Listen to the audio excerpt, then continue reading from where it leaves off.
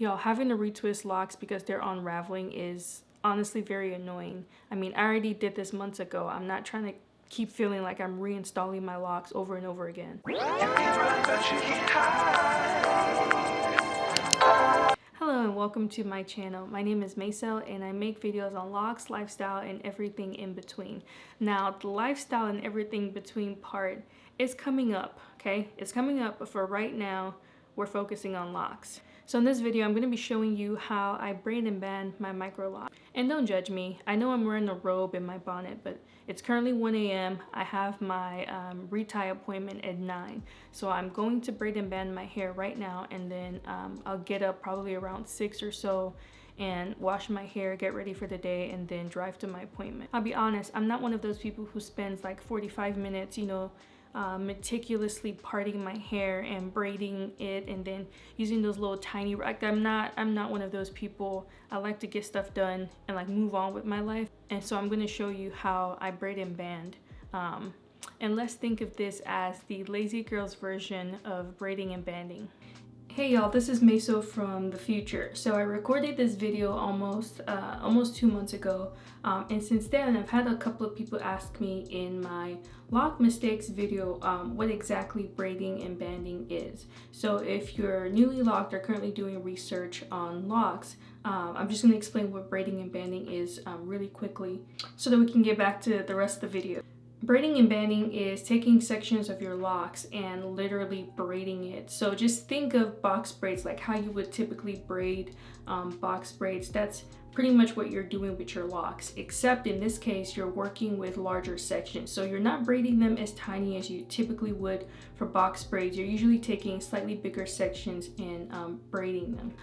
Also, you are typically folding the ends with rubber bands, hair ties, whatever it is, whatever else you can use. You're usually taking that and using them to practically seal the ends of the braid that you've created. The point of this is to keep your locks from slipping or unraveling. In the first few months or even year of being locked, this is a good way to keep your locks intact so that you don't have to constantly retwist the loose ends. Because what will typically happen is when you wash your hair, all of that agitation and water will tend to make your locks unravel. Especially if you started your locks with 2-strand twists, it's very easy for those twists to unravel. Doing this whole process is also very important if you want to avoid bunching, especially if the bunched up look is not the look you're going for. But if you're going for the butterfly look, the butterfly effect on your hair, feel free not to braid and band, and your hair will naturally pull up on itself to create that, that bunched up, butterfly lock look. That's pretty much it for what braiding and banding is and why we do it in the first place. Long story short, we do it to prevent our hair from bunching, from slipping, pretty much to keep yourself from having to do more work. So yeah, let's get back to the rest of the video. So what do I typically use to braid and band? I usually use these little hair ties. Let's see, these. I've seen all around YouTube that a lot of people like to use the tiny little rubber bands and like they soak it in oil and then they use it on their hair. I personally don't love that, mostly because those things are really tiny, and when I'm trying to take them out of my my hair, I tend to rip my hair out a little bit. Like no matter how gentle I try to be, like those things are really tiny, and then you have to like use your nail to like I don't like that. I don't like that, so I just use these. They're not as like tiny and precise as those are, but for me this is just a lot more comfortable for me and my hair. The other thing that I typically use is these clips. Now these aren't really necessary, like these are just gonna keep my hair out of the way to prevent locks from one section like not moving to the section I'm braiding. But that's pretty much all you need. This is not a complicated process. You're literally just braiding your hair. All right, so with that, I'll get started showing you how I braid and band. So I like to start off by first just kind of, running my hands through my hair just to kind of separate the several sections. This is not really necessary since you're still going to be braiding your hair, but for me it just feels a little like, it makes me feel like I'm doing something extra. I don't know. So I like to kind of separate out the hair. It sounds very crunchy. It's because my hair is really dry. So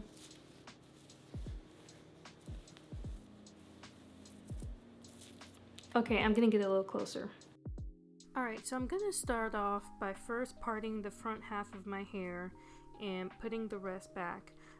Typically I will create like 3 sections in each like larger section. So here you're seeing me parting off I guess 1 of 3. So I'll usually just do like a very rough guesstimate of the size, and then I start braiding.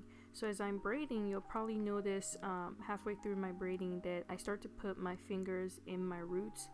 This is really just to make sure that my fingers can kind of go through the braid when I'm washing, and so I can properly wash my roots.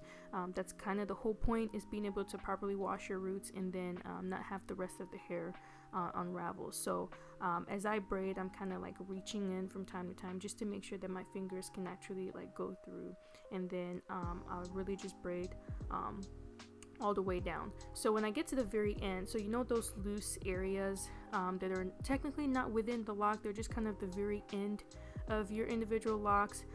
Once I reach that point, I start to twist. So right here I am just twisting that area, and I typically do this just because if I were to braid all the way to the very end, when I'm taking the braids out at the very end, that area is usually the smallest.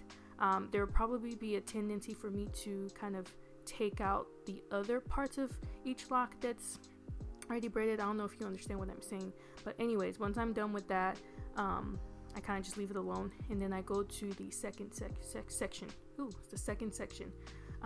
Anyways, again, just a rough guesstimate, and then I start just braiding the hair again. So I do the exact same thing. I start to braid, and then I'll start to feel at my roots. So with this one, you'll notice that I started to feel at my roots, and I was like, my fingers can't move easily. So I pretty much just took the whole braid back out. Again, the whole point is really to be able to wash your roots.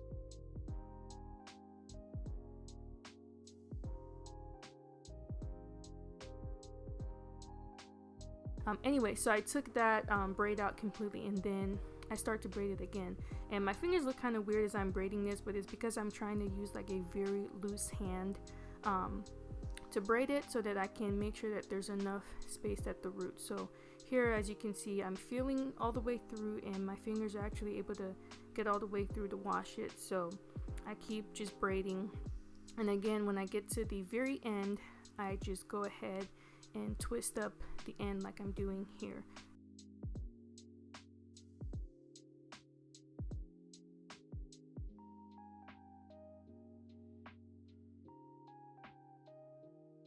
Alright, so I do the exact same thing that I've done for the previous 2. I pretty much just start to braid. I feel the roots as I braid, and yeah. Okay, now this is the part that I really want you to watch. So there are 2 different methods that I use depending on how I'm feeling that day. This first method I'm going to show you with this section is not really my preferred, but depending on how lazy I feel, this is how I'll typically band my hair. So here I'm just feeling all of the individual, I guess, braids to make sure that my fingers can go all the way through, and then this is how I technically band. So I will typically take the hair tie closer to the end, not all the way at the end, but close to the end, and as you can see, I'm passing the hair through the hair tie and then twisting it, and then passing the hair through and then twisting it, and doing the same thing until I get to the very end of the braid. So you'll see in a second that really what I do at the very end is I really just fold up my hair. Once I get to the very end, I fold up my hair into, I kind of just turn it over and then let the band through. So you'll see right here, I just kind of, I kind of let that go. If you have a looser texture, you may not have as much luck with that, but then for the rest of the hair, I'll show you kind of a different method that I use. So now I'm just going to the very next section and doing the same thing that I did in the previous section. So I just kind of do a very rough part, and then to put the rest of my hair back, and then I will take sections and really just start to braid.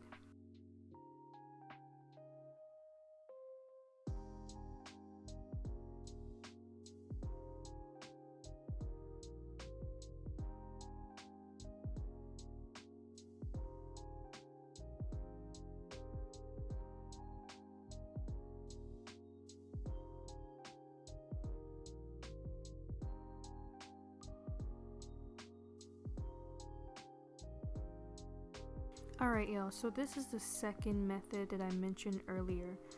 So I'm pretty much going to start off the same way that I started off with that first section. So I'm going to take the hair tie and just kind of twist it around, pass the hair through, twist it around.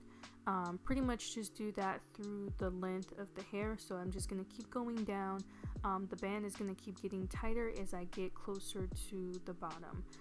And the only major difference between this and the first one is that I don't just kind of like snap the band over the, like I don't just bend the braid and then snap it over. So you see that little piece of hair right there.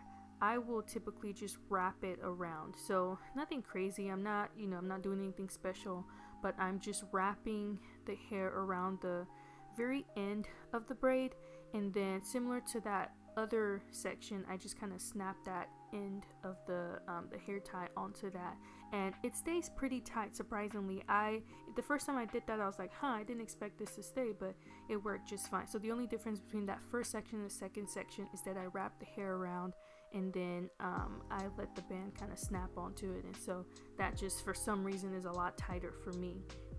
Anyway, so I'm gonna move on to other sections of my hair. Nothing new here. I'm doing the same things that I did in the first two sections.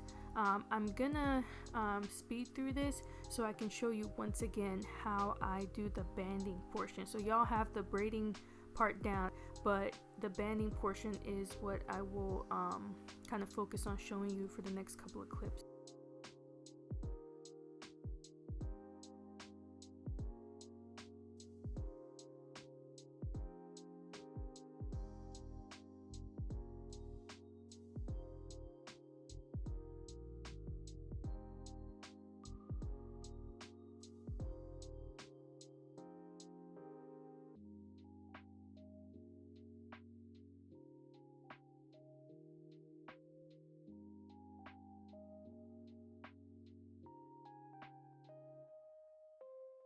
Here you can see I have that extra piece, and then I'm just gonna twist it around, I was a little farther up on this one. I would recommend twisting it around the braid a little lower, and then as you can see I just kind of let the band snap onto it, and that stays pretty tight. So I think I'll do a close-up so you can see.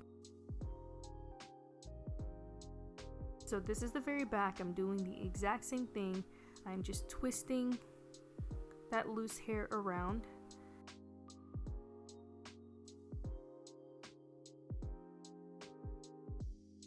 and then I'm just gonna go ahead and use that hair tie and kind of go over it, so fold it over the part that I twisted.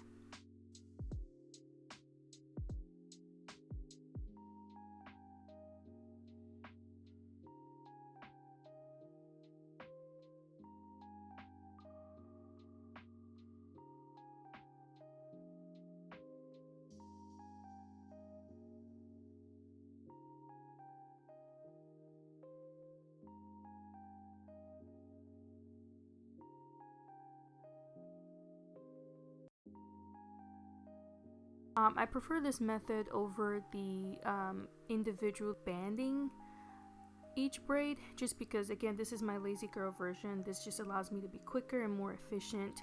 This whole process looks like it took a long time, but it was relatively quick.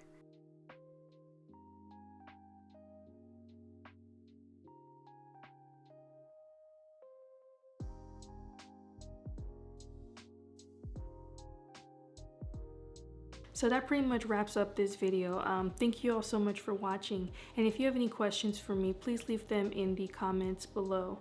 Don't forget to leave me a comment, say hi, and also let me know what kinds of videos you want to see from me. They could be lock related, they could be related to other things, and I will work on those videos for you. If you're new, don't forget to check out some of my previous videos. I will link them in the description, and yeah, I will see you all next time. Bye.